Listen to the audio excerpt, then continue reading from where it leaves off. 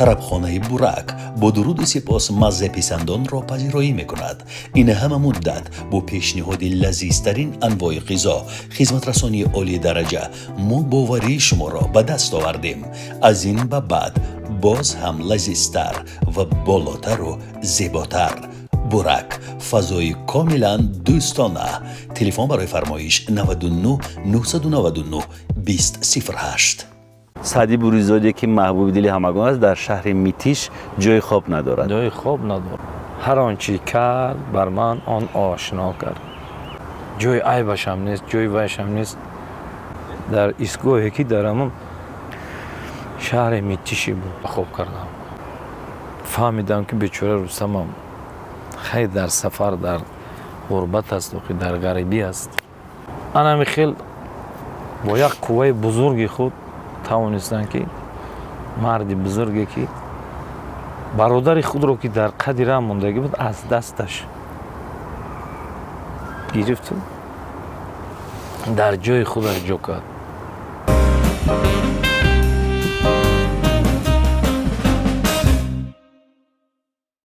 سیروجدین فاضلов، رستم سربندی، ذکری الله حکیمов، خورشید شاکر و دیگر و دیگرها از تاپترین خواننده های زمان خود هستند که تا هنوز محبوب دل همگانند.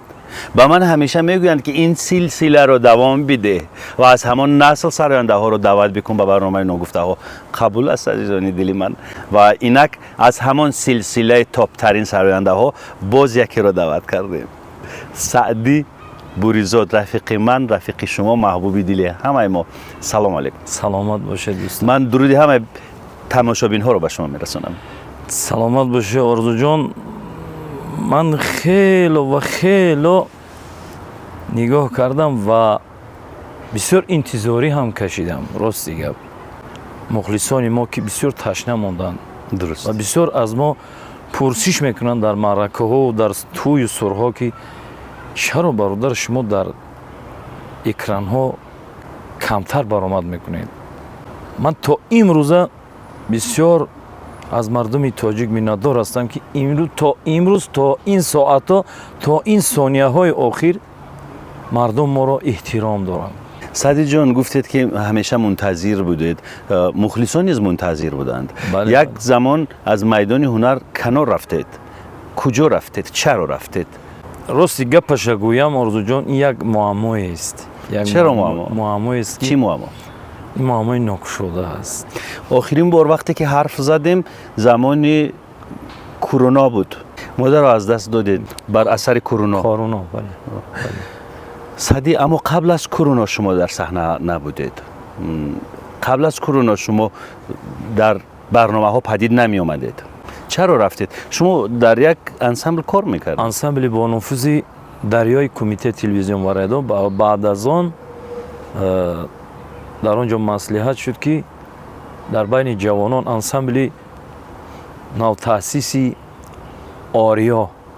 آریای استرادی آریا که کمیته تلویزیون در نزد کمیته تلویزیون و رادیو نزد حکومت جمهوری تاجیکستان تأسیس یافت و با ما مصلحت شد که راهبران مصلحت دادن که شما در بین جوانان باید کار برید. البته با راهبری برادر عزیز بسیار هنرمندی خوب هنرمندش امروزه که همه ما و شما میدونیم و حقی برادری و استادی هم دارن. استاد ذکری الله حکیمов تشکیل کننده انسمبل آریا ما بودیم. ذکری الله حکیمов، من، محمد رافع کرامت الله، خواهرشون نازیه کرامت الله. چرا رفتید سعدی؟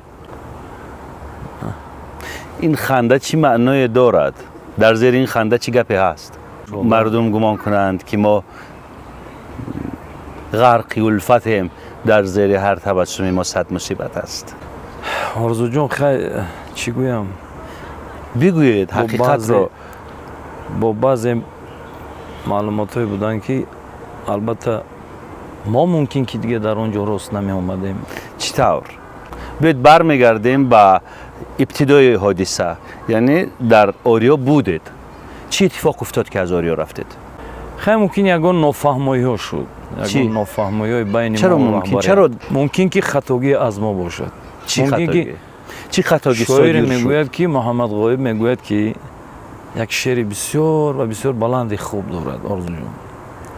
میگوید وجود خاک از سنگ جدا نیست، سیرشتی آهن از زنگ جدا نیست. خطا جویان خطای خود بجوید، به دنیا به خطا غیر از خدا نیست. چی اتفاق افتاد؟ چی خطا سر زد که شما از انسامبل آریا رفتید؟ خیلی خطاگی ممکن از ما سر شد که چی یگان شد؟ در یگان کنسرت دیر کردیم، در یگان معرکه دیر کردیم. دقیقاً در یگان کنسرت دیر کردید؟ بله. در کدام کنسرت؟ کنسرتی که در کاخ جامی باید میگذاشت با همراهی اونجا شو کنسرت بود. دو هنرمند برآمد میکرد. کی بود؟ اما نتوانستم. کی ها؟ منو رستم نور رو دعوت کردن در اون کنسرت. با کنسرت فکری حاضر من- نشدید؟ نه چرا؟ نتوانستم، برای چی که در معرکه بند بودم. راستی گپ آرزو جان، معرکه موافقه نکرده بودید؟ نکرده بوده.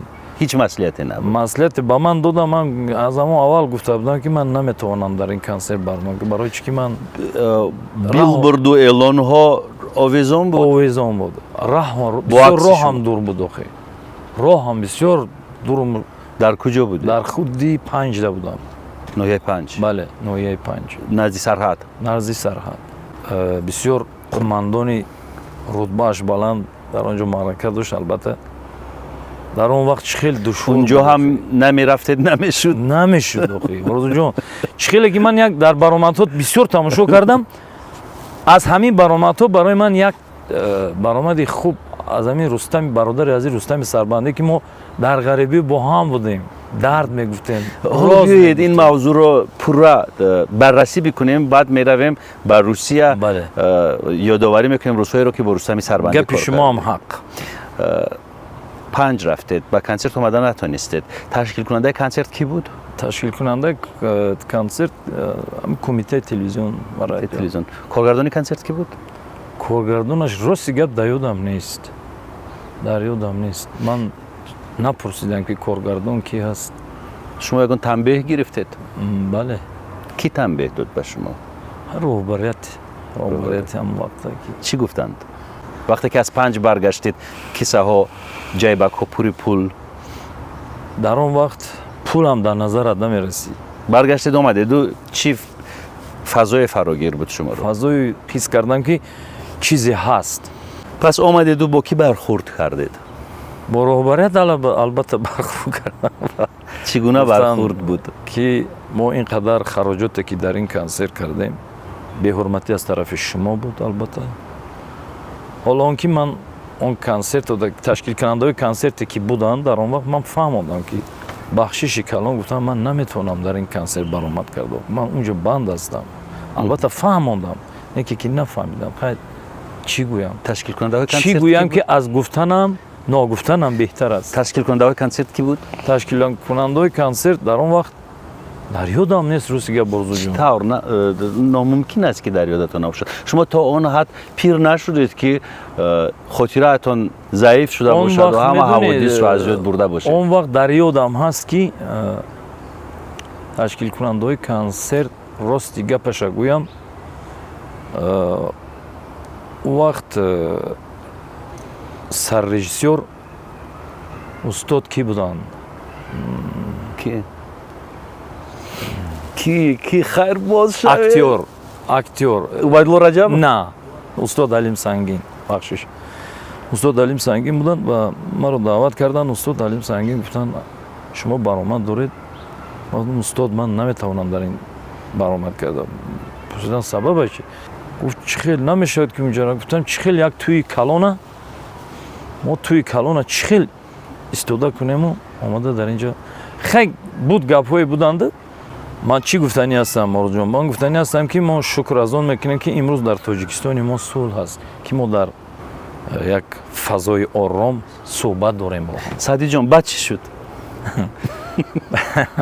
کنجکاوی بسیار شد. نه آرزو جان خیلی نتوانستیم. حتی لحظه هایی بودن که آرزو جان حتی لحظه هایی بودن که چون که رستم گفتن که من در تای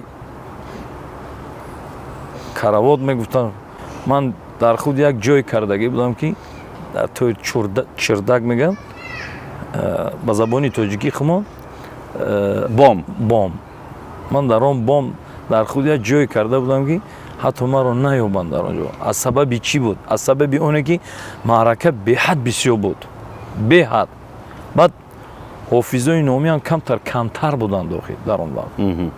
و البته ما نمیتونستیم، در اختیار خود نبودیم، در اختیار خود ما نبودیم در آن وقت. بعد چی شد سعدی جان؟ عریضه رو نوشتید؟ عریضه رو نوشتم، البته با خواهش خود گفتن که با خواهش خارج شدید از انسامبل آریو؟ بله خارج شدم. چگونه گذشتن روزهای اول؟ به سختی؟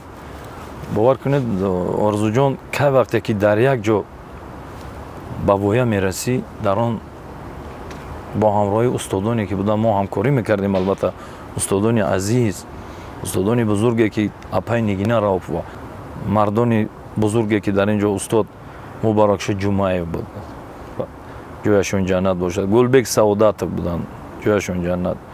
استاد قربان علی عبدالله بودن، روحشون شاد بود. و بسیار هنرمندای بودن که ملکه سعید و با هم همکاری میکردیم. همه بنفشت، خدا رحمت کنه، بنفشت شکر بودن، بسیار همکاری داشتیم. حتی دویتای داشتیم که با هم برآمد میکردیم، میخوندیم در انسامبل دریا. و نیست در همین فضا من به وایه رسیدم. دل کندن سخت بود؟ دل کندن بسیار سخت بود، دشوار بود. در اون روزها کی بود کنار شما؟ در اون روزها در کنار من فقط خودم بودم، یگانه خدا بود در پشت پناه.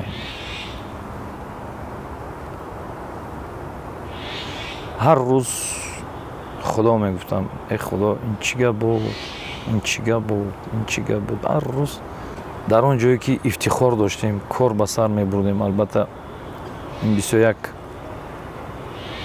برای من بسیار سخت بود، سنگین بود از آنجا برآمدن. آهسته آهسته عادت کردیم؟ بله آهسته آهسته عادت کردم و رفتیم سفر کردیم به دیگر ممالک فدراسیون روسیه. به غربت رفتیم؟ به غربت رفتیم. البته قصه غربت رو بعد چندی پیشکش شما میکنیم، ولی حالا ترانه من تشنه که بیابانها رو طی کرده با جگر سوخته سمت دریا میرود و دریا رو میبیند، من همین گونه ام. سعدی دریاست، من همان تشنه. یک ترانه تقدیم میکنیم، بعد میرویم با غربت رو یادآوری میکنیم همراه سعدی جان. متوجه باشید. آذر جان سلسله‌مو گفته تا سلسله‌مو تو در کجایی، آینه رو تو بی وفایی. سلسله‌مو تو در کجایی، آینه رو تو بی وفایی. زردینمو دردم دوایی، زردینمو دردم دوایی. هر جا که روم تو را ببر میبینم، در راهی حیات هم سفر میبینم. بیرون نفسی یاد تو آید از سر، عمرم چو درختی بی ثمر میبینم. هر جا که روم تو را ببر میبینم، در راهی حیات هم سفر میبینم. بیرون نفسی یاد تو آید از سر، عمرم چو درختی بی ثمر میبینم. سلسله‌مو تو در کجایی، آینه رو تو بی وفایی. سلسله‌مو تو در کجایی، آینه رو تو بی وفایی. زردینمو دردم دوایی، زردینمو دردم دوایی. بلبل تو چرا زیلانه بیرون گشتی، دل بر کفی گل نهاده محزون گشتی. از حالی منی به دل خبر نداری، آیا خبرت نبود تو مفتون گشتی. بلبل تو چرا زیلانه بیرون گشتی، دل بر کفی گل نیاده محزون گشتی. از حالی منی به دل خبر نداری، آیا خبرت نبود تو مفتون گشتی.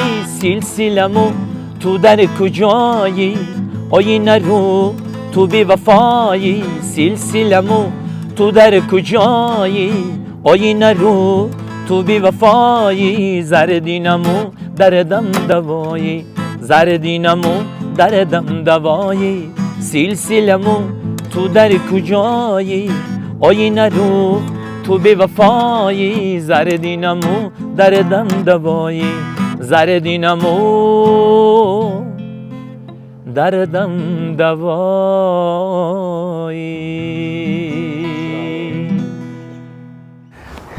خیلی جالب. صحبت رو ادامه میدیم. بله. رفتید به غربت و گفتید که در غربت همراه رستم سربندی بودید. همراه رستم سربندی بودیم و یک واخوری بود با برادر عزیز هنرمند شناخته، هنرمند شایسته جمهوری سیراج‌الدین فاضل فام در یک توی وا خوردیم با هم. دو هنرمند که یک جا شد به بلا نمیمانند. حالا که شما 3 نفر شدید اونجا. بله بله. و صحبت تلفنی هم داشتیم با سیراج‌الدین، با همراهی سیراج‌الدین بسیار شوخی ها میکردیم و میگفتم خود به خود میگفتم سیراج‌الدین آدم در اینجا چه خیلی هم یک بار تلفن میکنی دیم بار خیلی حاضی کم تر دیگه است تلفن تا تماما نمیگیرن دیگه. حتی همین شوخی هم بود و این بود در حقیقت بود.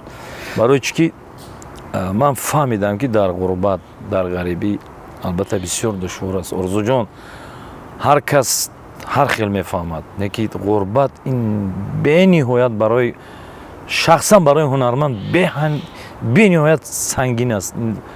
روزهایی بودن که روزهای سنگین است. میریم به اول غربت. بله. شما تیکت طیاره گرفتید و رفتید. بله. پیش کی رفتید؟ پیشی یا هر کجایی که چشمتون نه میدید همون سمت؟ پیشی برادران خود رفتم. برادران شما در غربت؟ در آنجا هستن. بله در آنجا کار میکنم. کدام شهر؟ شهر مسکو. چیکار کردید اونجا؟ خب من کوشش میکردم که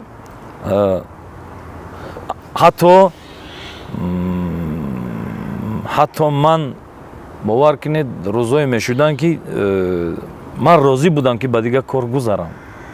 برای چی که در آنجا هیچ کس نیست پشتیبان غیر خدا. پشتیبان هیچ کس نیست. چی کار بود که میخواستید وازش بکنید و به دیگر کار در آنجا که بسیار یک فود سیتی میگفتن در آنجا در انبار کار میکردم. در اونجا نه من کار نمیکردم. در اونجا من میدیدم همراه برادران میدیدم در زمستان قهرتون زمستان اونجا رو میدونه چه خیلی است. بله. در 40 درجه 45 درجه اینقدر خنک. سعدی شما چی کار میکردید؟ 40 درجه 45 درجه رفته در گردن برادرها بار بودید یا یگون کار میکردید؟ حتی شیده بود که یک دو بار راستی گپ رفتم دیدم که کمتر به آنها نسبت کارشون که بسیار دشوار بود. خواستید کمکشون بکنید؟ خواستید کمک بکنید؟ خواستید یک چند بار گفتن که بیا خیلی من قطعا کار کنم اون روزی نبودم. تا نکه شما هنرمند شناخته اید شما در اینجا عیب است برای ما میگوین این برادرش در اینجا کار میکنن در فود سیتی. بله یگان عیب نیست یگان جای عیبش هم نیست.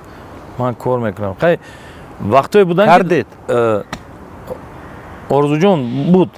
چی کار کردید؟ من یاردم کردم همون پوتی هایی که بودن با آنها کم کم یاردم. باکس ها رو میبرداشتید؟ بله.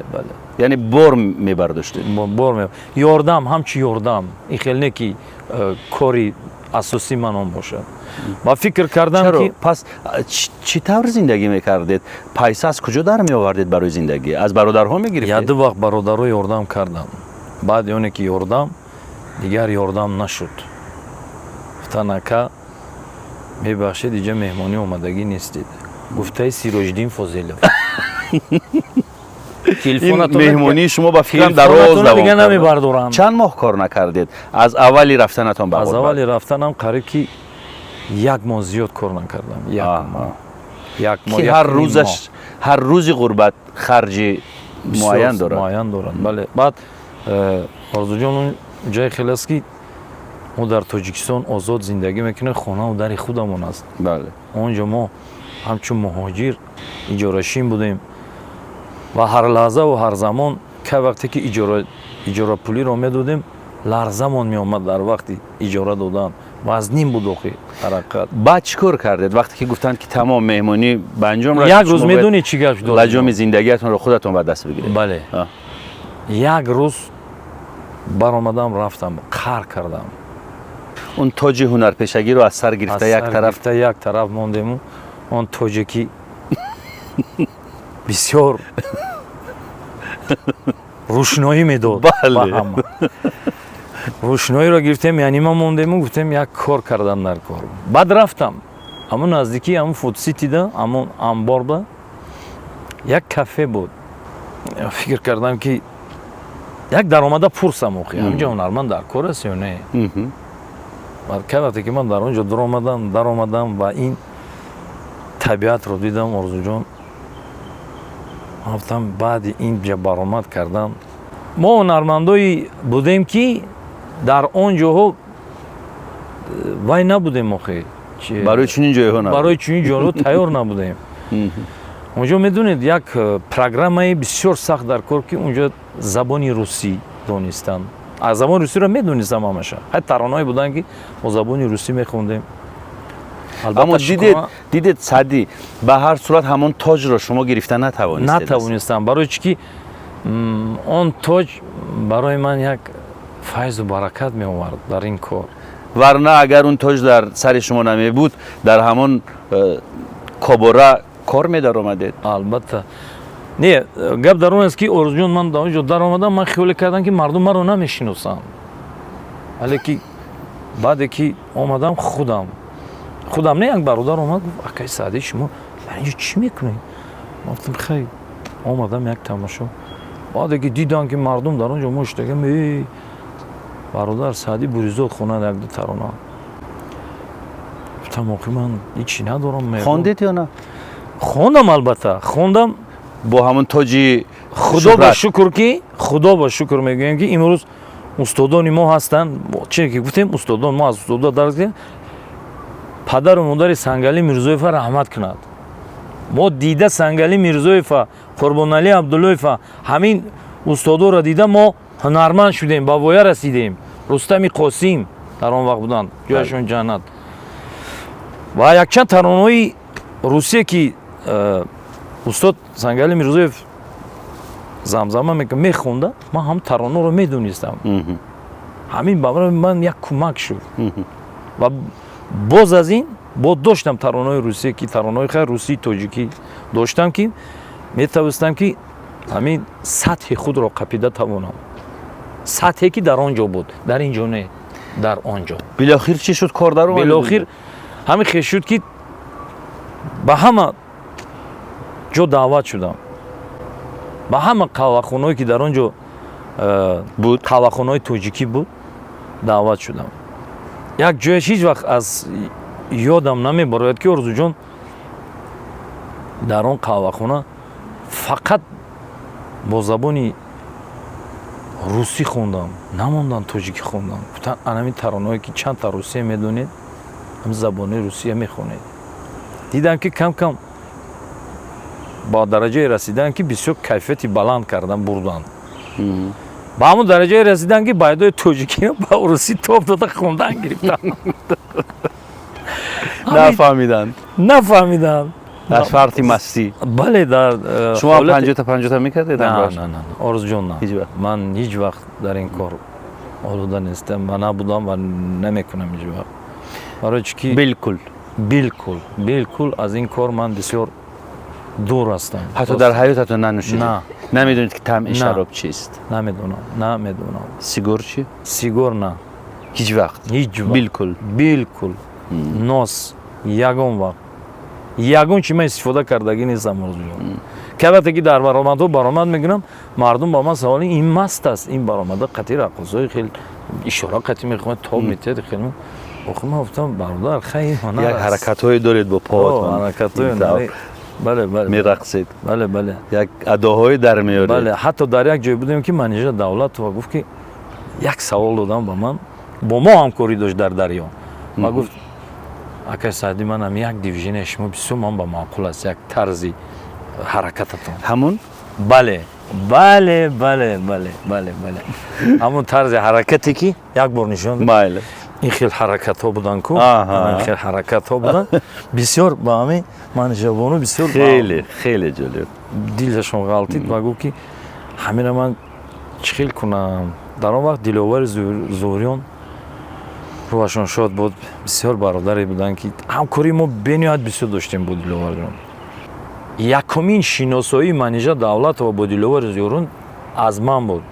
ман кати дар пеши ҳайкали Сомонӣ манежа омад, духтараки чунон духтари зебо гирифтам ва ансамбли Дарё овардам манежаро. Манежаро ба Дарё овардам ва Диловара занг задам. Гуфтам Диловарҷон зуд ба хонаи радио биё. Чӣ гап аст? Гуфтам як чеҳра ёфтам. Ҳай худат мебинӣ баъд баҳо медиҳӣ. Омадан диданду Диловар ҳам хеле ҳайрат қадар чеҳраи зебо. Гуфтам чеҳраи зебо. Баъд омадан як рӯз ё ду рӯз худо дурӯғу накунад, як ҳафта нагузашта гуфт ки як тарона навиштам, бояд ҳамеро манежа иҷро кунад. کدام ترانه بود؟ دلی دردمندی مرا گو که من یاردمی من خواست خوبی کند برای خوبی منیژه. کند و بسیار. اما بر عوض خوبی چی میخواست؟ شد روان دلاور؟ بر عوض خوبی اگه نمیدونم و میخواست که یک چهره این نوی بروی صحنه تنها همین. البته یکی من از آن حراس داشتم که همون دختر همین اجرایش کرده میتوند با همین آواز معمولی. حتی میدونید اورجون یک نکته رو از یادم نبراید، در طرف 5 پایان ما معرکه بودیم. در اونجا یک چند تا مهمان از افغانستان آمدن. بسیار از من خواهش کرده که همین ترانه رو اجرایش کن. خیلی همین راست دیگه بگویم، همین خواندمش. خواندید؟ بله خواندم و بسیار برای مهمان ها خوش آمد. بسیار شاد شدن از من. اما منیژه وقتی که ترانه رو سرایید و گوش کردید چه حالت؟ چه حالی بود؟ آرزو این را یک گفته نمی شود. این یک دنیایی بود که من باوریم نبود در این، حتی در این چیز. با یک ترانه خود توانست که دل مخلصان میلیون مخلصان خود را شاد گرداند. این البته به هر یک هنرمند این میسر نمیگرده. ده سعدی جان میتونیم این ترانه رو بخونیم؟ کدام ترانه؟ دلی دردمندی مرا. من سخنو شروع کردم. من کمک میکنم به شما. بله من میخوام که این ترانه رو زمزمه بکنیم، بعد صحبت رو ادامه میدیم. من چند سوال دارم بعد از این ترانه به شما پیشکش میکنم. باشد. مرا دلی دردمندی مرا نبود به تو دوا، خبری قلبی مرا بشنوی به وفا. دلی دردمندی مرا نبود به تو دوا، خبری قلبی مرا بشنوی به وفا. خبری قلبی مرا بشنوی به وفا. بیا با هم آب رویم در شبی مهتاب رویم، بگوییم با هم رازی دل با هم شب خواب رویم. بیا لبی آب رویم در شبی مهتاب رویم، بگوییم با هم رازی دل یک شب به کلاب رویم. دلی دردمندی مرا نبود به تو دوا، خبری قلبی مرا بشنوی به وفا. دلی دردمندی مرا نبود به تو دوا، خبری قلبی مرا بشنوی به وفا. خبری قلبی مرا بشنوی به وفا.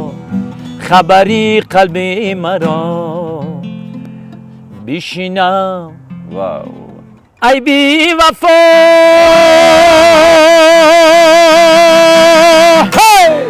سپاس زیاد. من فکر میکنم که همه خرسند شد و منیژه هم خرسند شد. اگه من پیشکی عذر میپرسم که اگر خطا کرده باشم. نه سعدی جان، مسائل غربت رو کاملا مرور نکردیم. چطور شما با رستم سربندی در غربت به هم آمدید؟ این رو نگفتید. یک برادری بسیار نزدیک داریم در همین فدراسیون روسیه، بسیار هنرمند خوب هستند. عابدین شمس‌الدین بنیاد انسان خوب هستند. انسانی که چی گویم آرزو جان، همه رو دستگیری میکند. این نیست خود هنرمند است. و که وقتی که عابدین شمس‌الدین ما رو به اونجا دعوت کرد، گفت اکه در کجا هستید؟ من در استانسیه توپلیستان. بعد ما رو گفتن که میخوام به همینجا رسیدم میوید. همینجا زده رفته کوفته زده و کوفته و رفته یافتم. همون شهر میتیشی رفتم یافتم. و من نمیدونستم که در اینجا رستم با همراهی همینو کار میکند. خیر رفتم بعد بگشت بیگانی شد که باید برآمد کنه.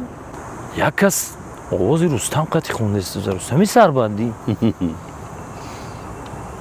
یکم سردش یک ترانه افغانی خونده. گفتم آواز رستم است. من نپرسیدم که رستم است. بعد خوندند. بعد دویم ترانه رو خوندن. سرویناز خوندن. سرویناز دوستت میدارم. دیلم طاقت نکرد.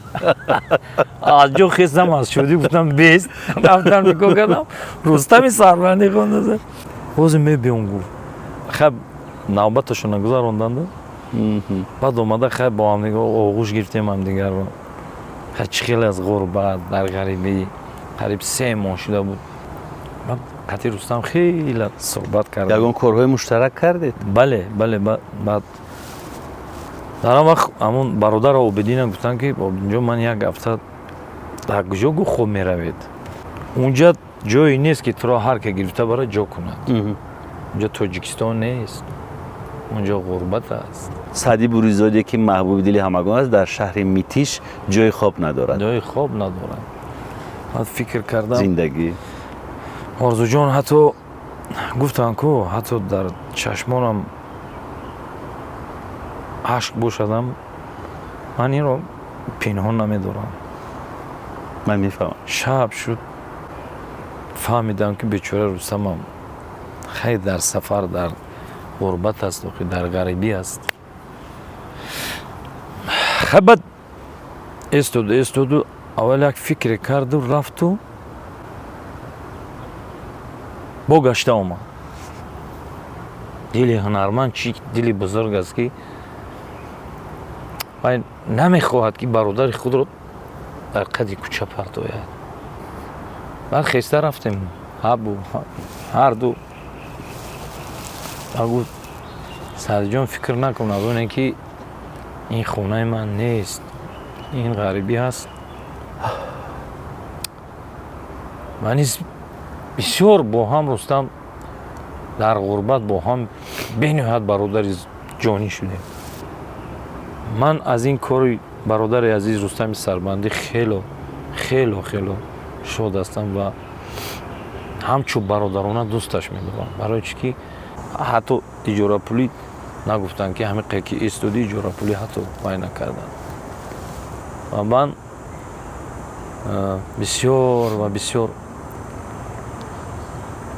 گفتنی هم که میندار هستم از این برادر که در غربت در غریبی توانستن که در عمق دل خود همین چیز را جا کنن و با همراهی رستم که وقتی که هر دو ما صحبت میکردیم ما فکر میکردیم که ما در غریبی تماما نیستیم. برای چی که بسیار با هم برادر سخت شده بودیم. قصه دردناک، قصه ای که به هنگام شنیدنش وجودم لرزید، زیرا تمام درها را برای شما بستند و یک دریچه پر از نور و ضیا باز شد. این دریچه را رستم جان برای شما باز کرد. بله. و کی آمدید و چرا آمدید؟ چی اتفاق افتاد که برگشتید و دیگر نرفتید به غربت؟ من از بیگانگان هرگز ننالم، هر آنچه کرد بر من آن آشنا کرد. جای عیبش هم نیست، جای ویش هم نیست. در ایستگاهی که در همون شهر میتیشی بود خوب کردم و سخنی که اینجا گفتن رستم جان هم گفتن، سیراج دین هم گفتن، این سخن ها همه راست است. غریبی در غربت راستی گپ گویم جان نیفتم دیگر. این پیش از آنی بود که من رستم سخن نکرده بودم. بعد این بس رستم بعد درک یافت. شب دوم باید ما برآمد کنیم، یک باید پول کار کنیم، پول نیست. بعد رفتم در مسجد خورا رفتم. بعد دوم شب با رستم راست کردم که رستم جان من هم خیلی بعد استود فکر کرد، یک فکر چقور کرد و رفتن بیرون رفتن. من گفتم خیلی ممکن جا ندارم. یک چند مدت گذشت که رستم گشته آمد. گفت که خیس رفتیم. همه جایی که شما رو اگر مرا پیش کنند من تو را باید جو کنم اونجا. انا میخیل با یک قوه بزرگی خود توانستن که مردی بزرگی که برادر خود رو که در قدی راه موندگی بود از دستش گرفت در جای خودش جو کرد. گفت من در زمین خوب میروم تو در بالای. من گفتم نه دوستم این خیلی نمیشه. گفتم جای خودت میگیری؟ گفتن نموندن، حتی نموندن.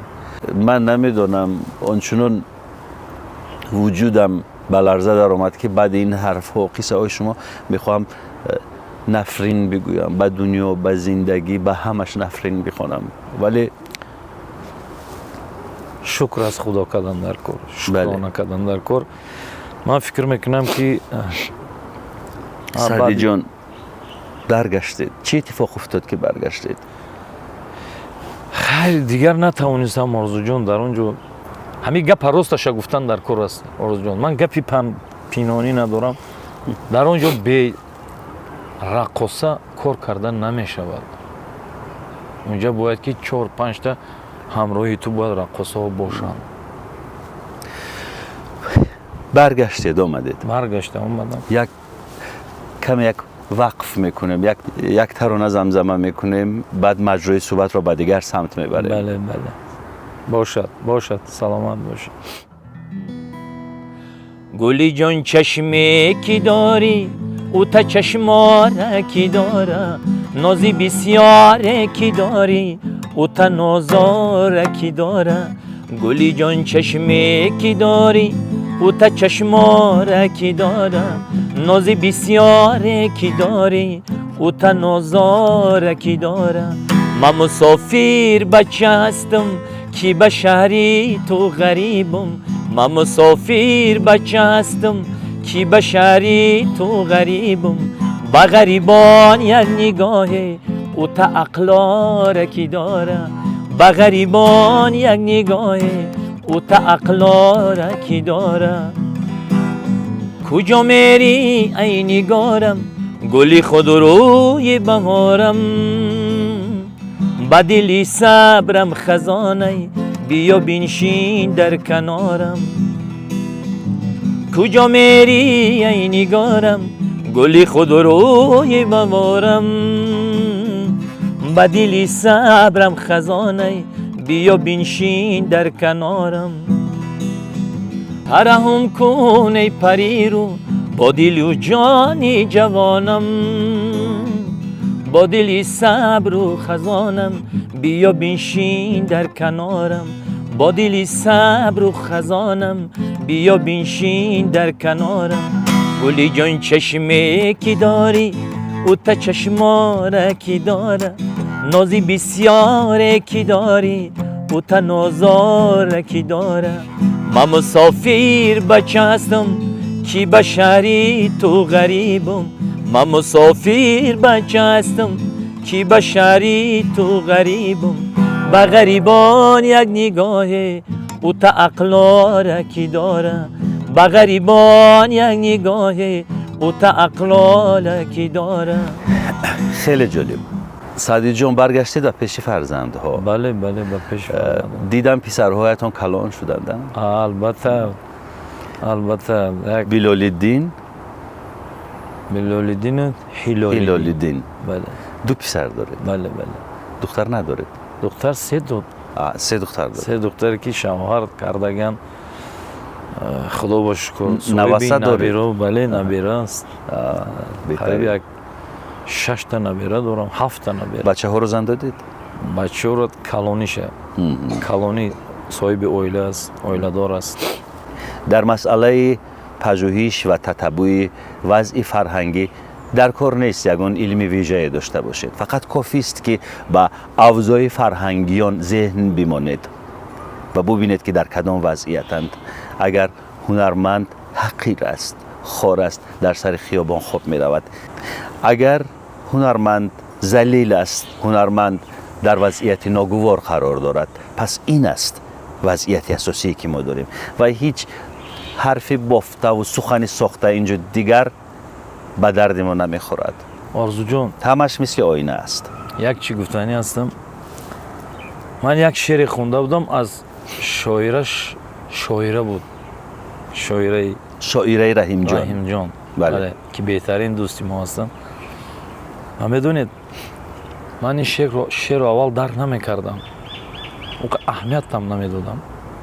بعد یک شب شیشتم در غربت شیشتم، در همون سر ایستگاهی که شیشتگی بودم همونجا همین شعر در یادم زد. بسیار شعر آهنگش بستید؟ بله آهنگ بستگی است. پس با آهنگ پیشکشش بکنیم. این ترانه رو بی‌سرایت برنامه رو به انجام میرسونیم با همین ترانه شاعره رحیم جان. دوستی عزیزی ما سلامت باش. جز سایه کسی نیست که خواهد بر ما را، جز باد کسی نیست بکوبد در ما را، جز شانکی همدم شودم یک سری موی، با پنجه میرش بنوازد سر ما را. جز سایه کسی نیست که خواهد بر ما را، جز باد کسی نیست بکوبد در ما را، جز سایه کسی نیست که خواهد بر ما را، جز باد کسی نیست بکوبد در ما را، جز شانکی همدم شودم یک سری موی، با پنجه میرش بنوازد سر ما را، جز سایه کسی نیست که خواهد بر ما را. عجب.